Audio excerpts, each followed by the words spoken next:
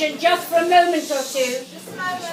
Today at the ground, Sam and I delivered a eulogy to Monty, and there is an awful lot of you that weren't there this afternoon, but you're here tonight. But also, most importantly, Ben and Jack, Sam's two sons, are both away, one on honeymoon and one on holiday, so they weren't able to be there. So we want to record this for them, really, as well as you. So if you've already heard it, go and sit down.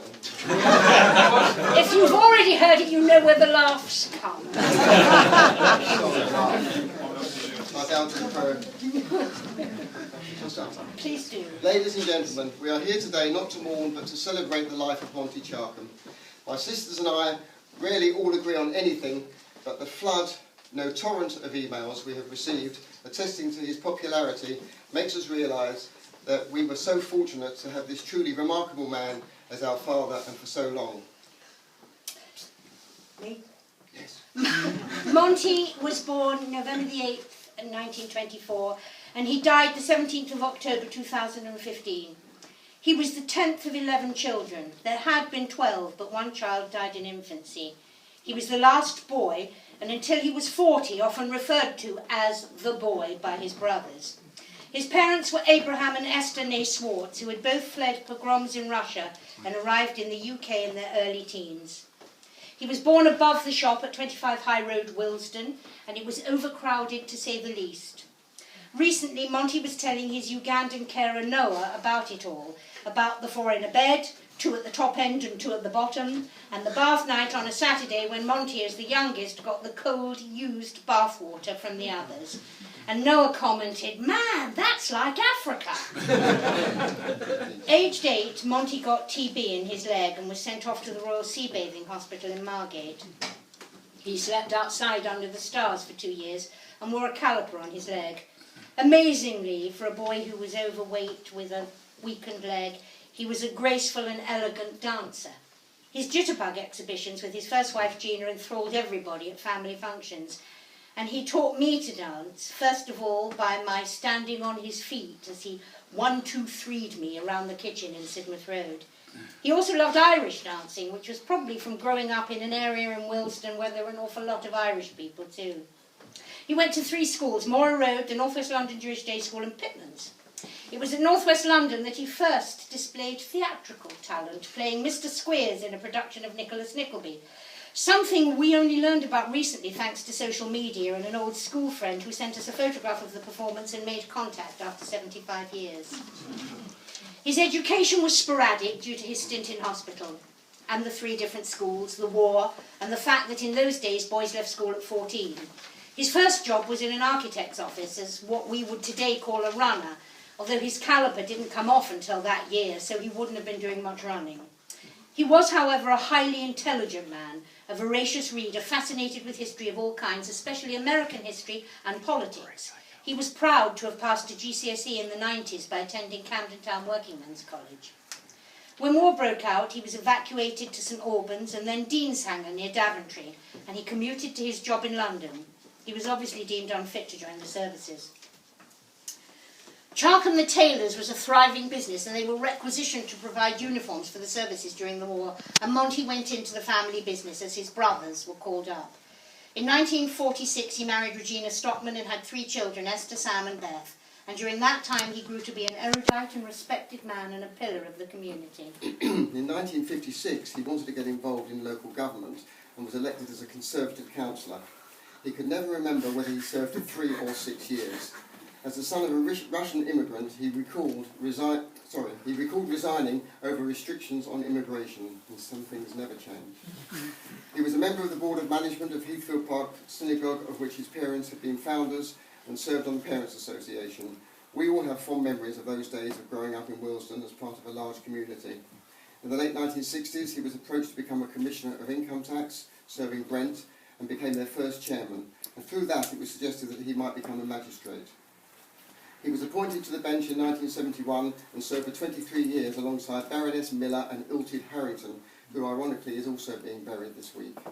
He loved his time on the bench, he was a very fair man, and took the phrase "beyond reasonable doubt" very seriously, although he and Harrington were often very giggly and mischievous on their bench days. He used to say that there was a very fine line between a copper and a villain. In 1971, Monty and his brothers had a very successful tailoring business with 4 London shops and 2 brilliant advertising slogans: Charkham Clothes for the Man That Knows and Charkham Your Tailor. They bought the struggling naval tailors Hawkes, who had the prestigious building and address at number 1 Savile Row. The business at Hawkes began to revive, and in 1974 they combined with the military tailoring business of Gives and became Gives and Hawkes, now a very well-known brand. Monty was appointed London director and gradually introduced very high-end ready-to-wear to the military and bespoke clothing. He bought for the company in Italy and introduced the Davenza and Chester Barry labels to Savile Row.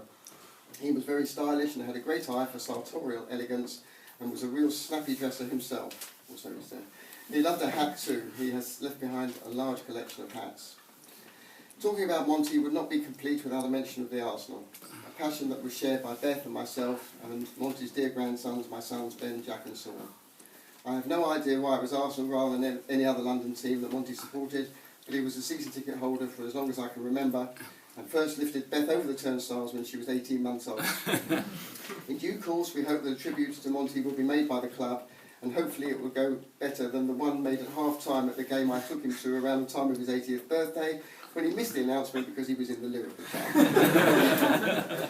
Up until a few months ago, he would regularly send me and Beth texts during games we were losing, apologising for making me an Arsenal supporter. In 1988 he had a heart attack and following surgery returned to Gives and Hawkes on a part-time basis. At this time, possibly influenced by his daughters, one suspects, and his family's lifelong interest in show business, he enrolled with an agency and became a small part player on film and television.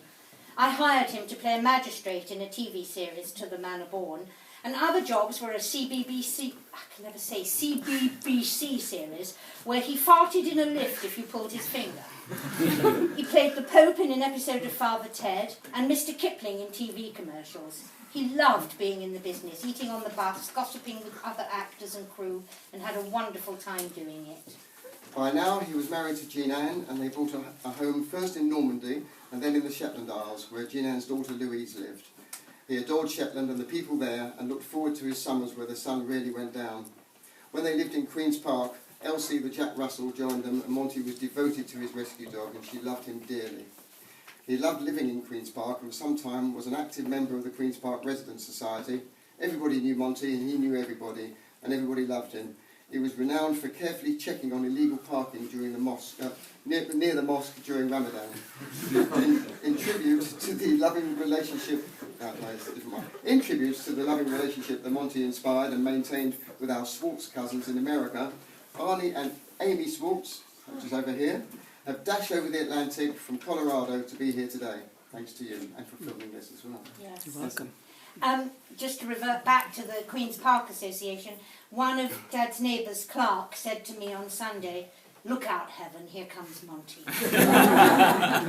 After his brothers, Mick and Tony, were both cared for by the Hospice of St John, Monty decided to volunteer there.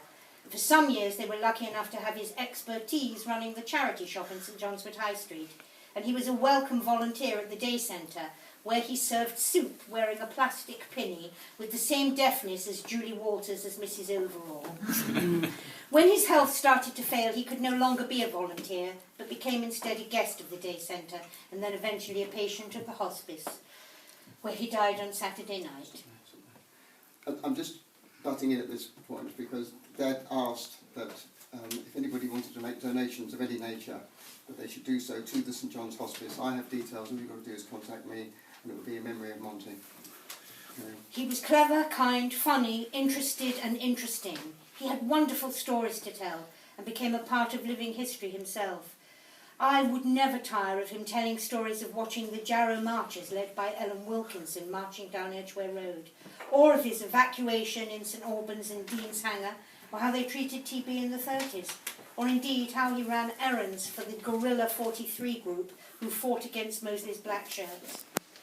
Sam, Beth and I know how very lucky we have been to be in possession of both a wonderful father and a freedom pass is a rare gift. Dad always said that when he died, we could say whatever we liked about him, just as long as we added, but his brothers were worse. Monty Charkham was a man of generosity of spirit, love and humour. He was a man who loved people and people loved him. Thank you. Thank you.